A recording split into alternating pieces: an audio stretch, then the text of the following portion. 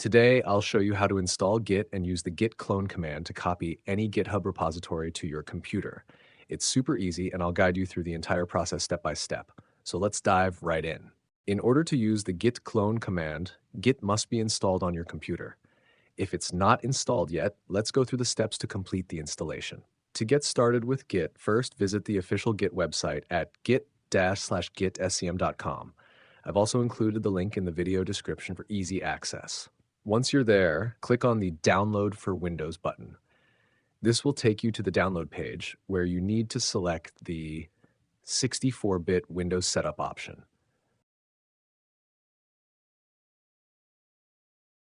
After downloading the setup file, open it and start the installation. Simply click Next through each step of the setup process and wait for the installation to complete. It should only take a few moments, and once it's done, Git will be ready to use on your system. Now, to verify that Git has been installed correctly, open VS Code or any terminal and type the command git version, then press Enter.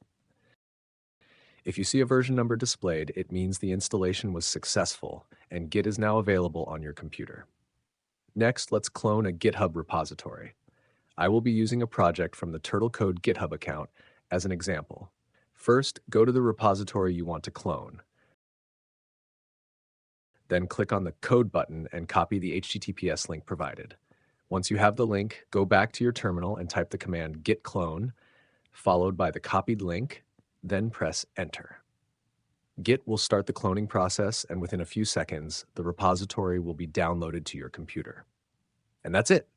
You now have Git installed, verified, and successfully cloned a repository from GitHub.